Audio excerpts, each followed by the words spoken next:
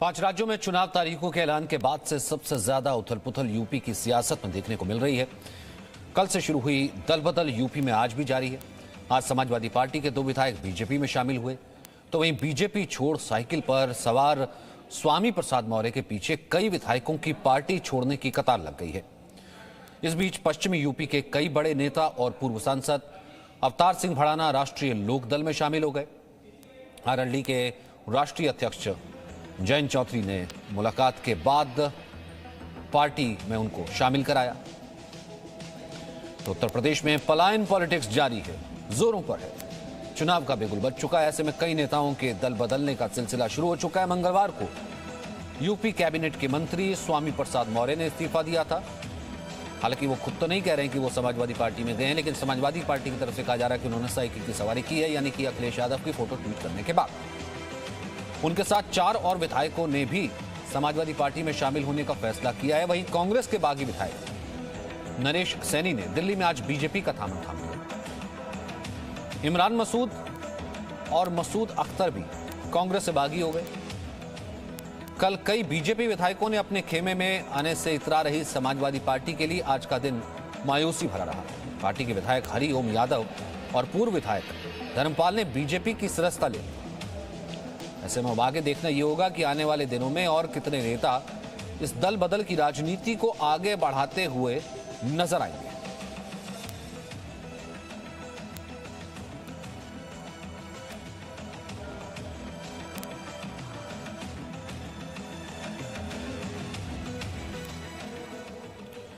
तो चुनावी मौसम हो और दल बदल ना हो, ऐसा कैसे हो सकता है? तो जब बात उत्तर प्रदेश विधानसभा चुनाव की हो तो दल बदल का आंकड़ा और बढ़ता भी जा रहा है।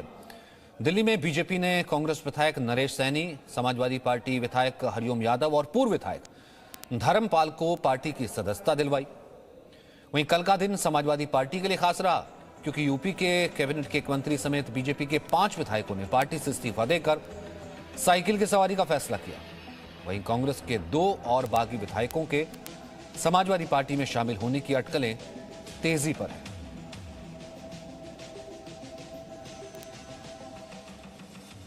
तो लगातार यूपी की पलायन पॉलिटिक्स जारी है। तो ये फिलहाल पार्टी छोड़ने पर वहीं बीजेपी सांसद रीता बहुगुणा जोशी ने कहा कि मौर्य का फैसला सही नहीं है। तो वहीं बीजेपी छोड़ समाजवादी पार्टी में शामिल स्वामी प्रसाद मौर्य ने कहा कि सियासत में लिया फैसला कभी वापस नहीं हो सकता। अच्छे नेता हैं स्वामी प्रसाद मौर्य जी, और उनको हम लोगों को मनाकर और भारतीय जनता पार्टी में रोकना चाहिए। वो अभी कहीं गए नहीं है, इसलिए अभी हो सकता है। सिर्फ उन्होंने इस्तीफा दिया है, और चुनाव जब आता है तो इस तरह के समीकरण बनते रहते हैं। तो मुझे नहीं लगता कि कोई भगदड़ मचेगी।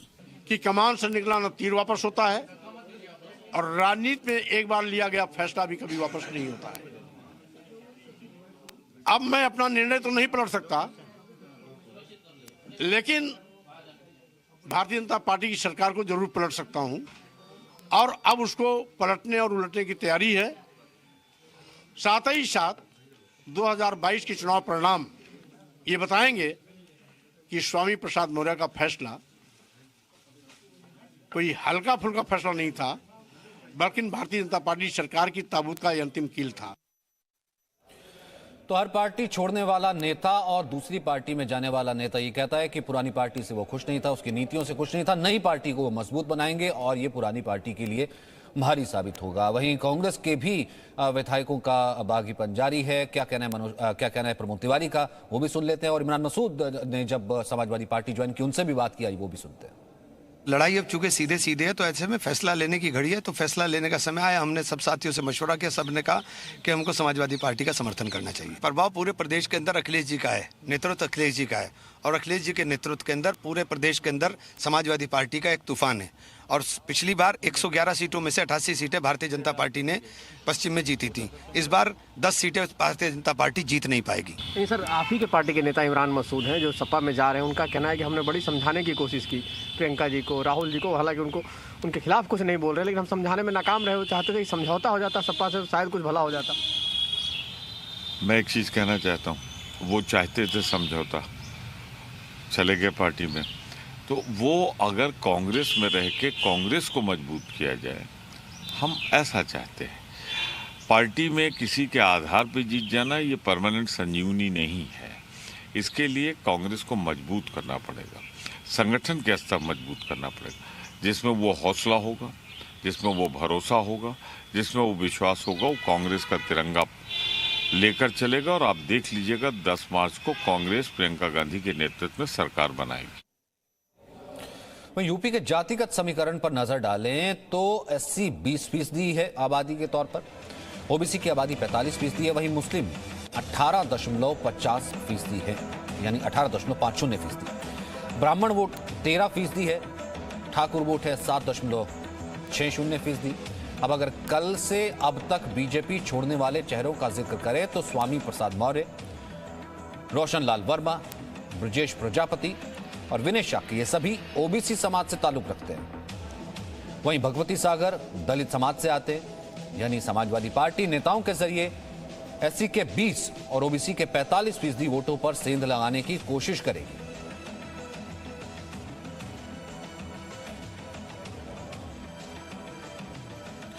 वहीं बीजेपी में शामिल होने वाले हरिओम यादव ने कहा कि समाजवादी पार्टी में शामिल होने वाले नेताओं के दिन लग चुके हैं। बात करते हैं समाजवादी पार्टी के पूर्व विधायक हरिओम यादव जी से। अब आप बीजेपी के नेता हो गए। अखिलेश यादव दावा कर रहे हैं कि समाजवादी पार्टी की सरकार बन रही है। कई बीजेपी के नेता समाजवादी पार्टी में शामिल हो गए।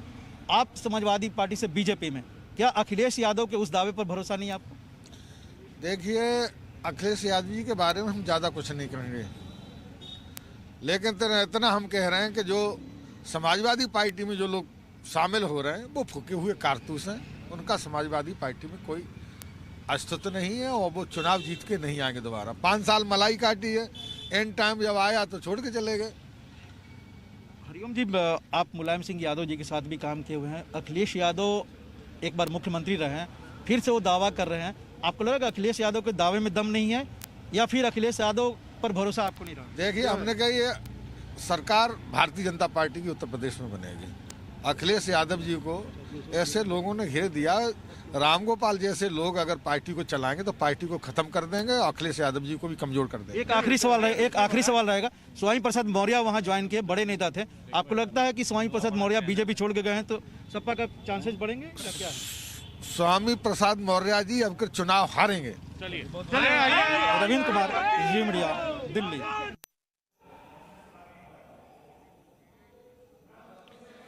तो इमरान मसूद इस वक्त पहुंचे हैं अखिलेश यादव से मिलने के लिए। अखिलेश यादव ने आज अपने साथी दलों के साथ बैठक भी की थी और फोटो भी ट्वीट की थी। फिलहाल इमरान मसूद जो कि कांग्रेस से समाजवादी पार्टी का जिन्होंने रुख किया है, सपा अध्यक्ष अखिलेश यादव से मिलने के लिए पहुंचे। आज ही उन्होंने कहा कि मैंने और मेरे साथी, जो कि मेरे साथी लोग हैं, मेरे कार्यकर्ता हैं, उन्होंने फैसला किया है कि हमें समाजवादी पार्टी का रुख करना चाहिए, तो इस कारण से मैं समाजवादी पार्टी में शामिल हो रहा हूं। अखिलेश यादव से मिलने के लिए इमरान मसूद पहुंचे। इमरान मसूद का आपको याद होगा, जिस वक्त वो कांग्रेस में थे, पिछली बार वो टुकड़े टुकड़े वाला बयान जो है, काटने वाला बयान जिस वक्त प्रधानमंत्री को लेकर के उन्होंने दिया था और उसको लेकर के बहुत किरकिरी भी हुई थी। हालांकि आज ये कह रहे थे कि वो पुराना बयान था, मैंने उसके ऊपर माफी मांग ली थी, उस बयान से कोई लेना देना नहीं है। लेकिन फिलहाल वही इमरान मसूद हैं, अब अखिलेश यादव से मिलने के लिए पहुंचे हैं। कांग्रेस में थे, कांग्रेस से अब बागी होकर के समाजवादी पार्टी का रुख कर रहे हैं। वहीं सुहेल देव, भारतीय समाज पार्टी के अध्यक्ष ओम प्रकाश राजभर ने कहा है कि हमारी सीटें फाइनल हो चुकी हैं, कल से प्रत्याशियों की सूची आना शुरू हो जाएगी, हमारे गठबंधन के सभी दलों के बीच सहमति है। अखिलेश यादव ने 6 सहयोगी दलों के साथ उत्तर प्रदेश में अपना गठबंधन फाइनल कर लिया है। सीट शेयरिंग के फॉर्मूले पर आज सहयोगी दलों के साथ बातचीत की है अखिलेश यादव ने। क्या कुछ बातचीत हुई, हमारे साथ बात करने के लिए ओम प्रकाश राजभर हैं। सुहेल देव भारतीय समाज पार्टी के अध्यक्ष हैं। ओम प्रकाश राजभर जी, सीटें तय हो गई, इस बैठक में क्या फैसला हुआ? इस बैठक में सभी लोगों की तरफ से सुझाव मांगे गए, लोगों ने अपना अपना सुझाव दिया और उसके बाद तय ये हुआ कि जिस पार्टी का जिस इलाके में प्रभाव है वो अपने इलाके में जाकर के जनता को बतावे कि हम सरकार बनाकर जातिवार जनगणना कराएंगे, हम 300 यूनिट बिजली फ्री देंगे, हम गरीबों का इलाज फ्री करेंगे, जो किसान अन्ना पशु से परेशान है उसे निजात दिलाएंगे, हम जो प्रदेश में एक समान अनिवार्य और फ्री शिक्षा लागू करेंगे और इस तरह की बात जाकर के जनता के बीच में अपने अपने जहां सीटों पर क्या बात हुई, कितनी सीटें आपको मिल रही ओम प्रकाश जी, क्या बात हुई है? 403 सीटों पर मोर्चा चुनाव लड़ेगा और चरणबद्ध, जैसे 2 चरण का चुनाव की सूचना हो गई है और कल जो है 2 चरणों की सूची तैयार हो जाएगी, जिन जिन दलों का उधर चुनाव लड़ना है, और कल सुबह तक फाइनल हो जाएगा। कौन नेता और आ रहे हैं आपके इस गठबंधन में? स्वामी प्रसाद मौर्य सपा के साथ दिखाई दे रहे हैं, और कौन कौन है आपके लिस्ट में? 1.5 दर्जन मंत्री हैं और 1.5 दर्जन मंत्री आपको 14 से 20 तारीख तक सब ज्वाइन कर लेंगे। कौन कौन? नाम आपके टीवी स्क्रीन पर आएगा। लेकिन बताएंगे तो आप ही लोग ना टीवी स्क्रीन पर आने के लिए। बताएंगे ना जब उसका टाइम आता है ना। अच्छा, हाँ, हम बता देंगे आपको। और शुरू हो गया है, अब आपस में लड़ाई शुरू हो गई है कि इधर चलना है, तो कुछ बयान अभी आपको थोड़ी देर बाद मिलेगा। अभी आज भी मिलेगा कि स्वामी प्रसाद मौर्य जी के समर्थन में अब मंत्रियों के बयान आने शुरू हो जाएंगे। अच्छा। ओम प्रकाश जी, गठबंधन के कोटे में कुल कितनी सीटें जा रही हैं और समाजवादी पार्टी कितने सीटों पर चुनाव लड़ रही है? गठबंधन 403 सीटों पर चुनाव लड़ेगा। आप तो चुनाव लड़ेंगे ही? अब पार्टी कहेगी तो लड़ेंगे। और यानी आज सारी सीटों पर बातचीत फाइनल हो गई सभी गठबंधन के सहयोगी दलों के साथ? हाँ, सबका सामने सब बातचीत हुई है। फेस वाइज सबकी सूची जारी हो जाएगी। जहां जिसको लड़ना है, अखिलेश जी ने तो साफ साफ कहा कि भाई जिसको जहां लड़ना है आप हमको बता देना और हम सूची जारी करते रहेंगे। मतलब अब कोई कंफ्यूजन नहीं बचा? कोई कंफ्यूजन नहीं, किसी कोई बात नहीं है। तो देखिए, ओम प्रकाश राजभर ने अखिलेश यादव से मुलाकात के बाद जी न्यूज से बातचीत में कहा कि गठबंधन सभी 403 सीटों पर चुनाव लड़ रहा है और फेज वाइज प्रत्याशियों की सूची जारी की जाएगी। इन्होंने दावा किया है कि कल पहले और दूसरे चरण की सूची आ सकती है। कैमरामैन धीरेन्द्र के साथ विशाल पांडे, जी मीडिया, लखनऊ। चलिए, सूची पर मंथन चल रहा है। सूची पर मंथन यहाँ पर भारतीय जनता पार्टी का भी चल रहा है, लगातार तीसरा दिन है। वहीं इस बीच अपना दल एस और बीजेपी के बीच गठबंधन है। सीटों को लेकर के बातचीत हुई है। अनुप्रिया पटेल ने दिल्ली में बीजेपी के वरिष्ठ नेताओं से मुलाकात की। अपना दल एस और बीजेपी के बीच सीटों के बंटवारे पर चर्चा हुई है। बीजेपी कोर ग्रुप की बैठक शुरू होने से पहले अनुप्रिया की वरिष्ठ नेताओं से मुलाकात हुई है। पूर्वी यूपी और बुंदेलखंड की कुछ सीटों को लेकर के बातचीत हुई है। अनुप्रिया पटेल की पार्टी का यूपी में बीजेपी से गठबंधन है। अनुप्रिया पटेल तो केंद्र सरकार में मंत्री हैं, लेकिन अनुप्रिया पटेल यानी कि अपना दल एस के खाते से कितनी सीटें जो है फिलहाल इस मंथन का हिस्सा हो सकती हैं? विशाल पांडे। देखिए सचिन, क्योंकि अनुप्रिया पटेल की पार्टी अभी भी उत्तर प्रदेश में बीजेपी के साथ गठबंधन में है। 2017 का विधानसभा चुनाव भी अपना दल एस बीजेपी के साथ मिलकर चुनाव लड़ा था। 9 विधानसभा सीटें अपना दल एस जीती थी, लोकसभा में भी साथ रही। और अब 2022 के चुनाव से पहले अपना दल एस के साथ सीटों पर यह बातचीत हुई है। आज सुबह अनुप्रिया पटेल की वरिष्ठ नेताओं से बीजेपी के मुलाकात हुई है दिल्ली में। बताया जा रहा है कि पूर्वी यूपी की कुछ सीटें और बुंदेलखंड की कुछ सीटों को लेकर यह बातचीत हुई है। वाराणसी में 1 से 2 सीटें, प्रतापगढ़ में 1 से 2 सीटें, प्रयागराज में 1 से 2 सीटें और साथ ही साथ सिद्धार्थनगर और अयोध्या जैसे जिलों में अपना दल एस को बीजेपी अपने कोटे से टिकट दे सकती है, जो कि यहां पर अभी गठबंधन की बात चल रही। कहा जा रहा है पिछली बार की तुलना में 1-2 सीटें ज्यादा ही इस बार बीजेपी अपना दल एस को देने के लिए तैयार है।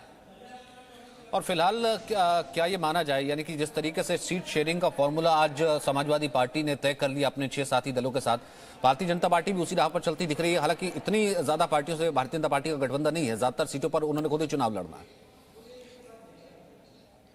देखिए सचिन, उत्तर प्रदेश में बीजेपी का 2 छोटे दलों के साथ गठबंधन है। पहला निषाद पार्टी और दूसरा अपना दल एस। निषाद पार्टी के अध्यक्ष संजय निषाद हैं, वो भी दिल्ली में मौजूद हैं। उनकी भी मुलाकात बीजेपी नेताओं से चल रही है और अनुप्रिया पटेल की भी मुलाकात बीजेपी नेताओं से चल रही है। इन दोनों ही नेताओं का प्रभाव पूर्वी उत्तर प्रदेश में सबसे ज्यादा माना जाता है। निषाद वोट बैंक के लिए संजय निषाद और कुर्मी वोट बैंक के लिए अनुप्रिया पटेल, तो दोनों ही गठबंधन के सहयोगियों के साथ बीजेपी बातचीत कर रही है। ऐसा माना जा रहा है कि दोनों दलों के लिए बीजेपी उनसे बातचीत करके सीटें छोड़ेगी और वो अपने सिंबल पर चुनाव लड़ेंगे। सचिन, अच्छा, इस बीच ये जो मंथन चल रहा है जिसमें खुद अमित शाह भी मौजूद हैं, आज दूसरा दिन है, इसको लेकर के आपके पास क्या खबर है, क्या रिपोर्ट? सचिन, देखिए उत्तर प्रदेश में जो 2 चरण के चुनाव होने हैं, पहले उन 2 चरण में लगभग 140 सीटें हैं और बीजेपी लगभग 150 से 55 सीटों पर मंथन कर चुकी है अब तक, जिसमें पहले और दूसरे चरण की सीटों पर नाम फाइनल किए जा रहे हैं और उसे सीईसी के पास भेजा जाएगा। दूसरा 10-15 ऐसे चेहरे जो कि बड़े चेहरे हैं उत्तर प्रदेश में बीजेपी के, जिनके चुनाव लड़ने पर कोई संशय नहीं है, उनके नाम फाइनल किए जा रहे हैं। यानी ये उम्मीद जताई जा रही है कि कल जब सीईसी की बैठक बीजेपी की हो सकती है, जिसमें प्रधानमंत्री मोदी भी शामिल हो सकते हैं, उसके बाद 14 जनवरी के बाद बीजेपी कभी भी यानी कि उसके बाद पहली लिस्ट आ सकती है और फिलहाल ये जो चर्चा यहाँ पर होगी, जिनका नाम फाइनल किया जाएगा, सीईसी में उन नामों को रखा जा सकता है। Presenting B News app available on Google Play and App Store. Download it now.